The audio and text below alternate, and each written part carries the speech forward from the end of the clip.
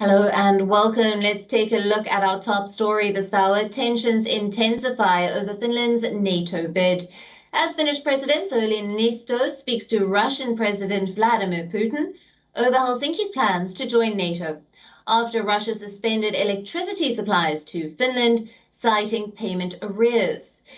Now, Russian energy supplier RAO Nordic had already warned about cutting electricity supplies over the weekend. The company says it had not been paid for previous deliveries, even after repeated warnings. Energy imports from Russia account for 10% of Finland's total consumption.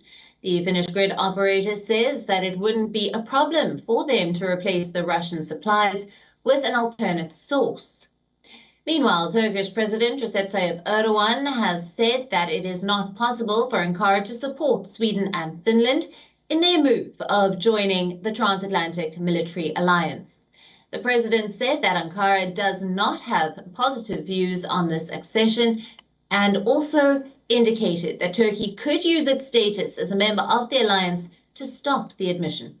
The Turkish leader further explained his opposition by citing Scandinavian countries' alleged backing for Kurdish rebel groups whom Ankara considers to be terrorists. Biz şu anda İsveç ve Finlandiya ile ilgili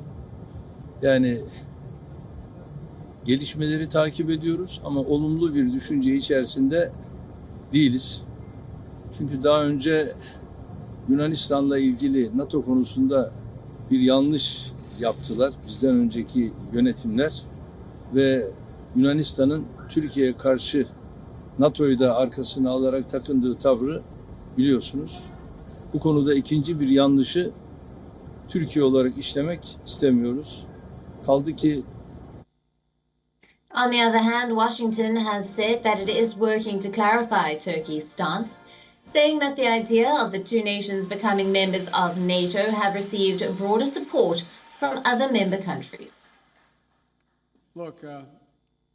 So we are working to clarify Turkey's position. We would refer you to the Turkish government for more information on their views. I think there's no question, and you've seen this from the public statements of a number of NATO leaders, that there is broad support from NATO member countries in Finland and Sweden's desire or interest, stated interest in applying to join NATO, but we are continuing to work with Turkey, and I would point you to their representatives. This came after Finland said on Thursday that it would like to join NATO without delay, with Sweden expected to follow suit, owing to Moscow's aggression in Ukraine. Kremlin has called Finland's announcement a direct threat to Russia and has warned of an immediate retaliation. The decision by the two Nordic countries to abandon their neutrality would be one of the biggest shifts in European security in decades.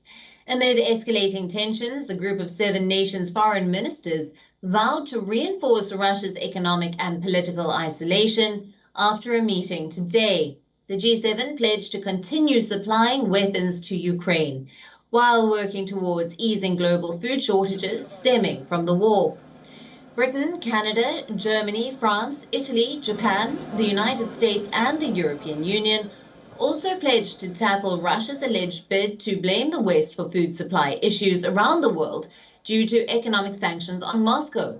The G7 also urged China not to assist Moscow or justify its war.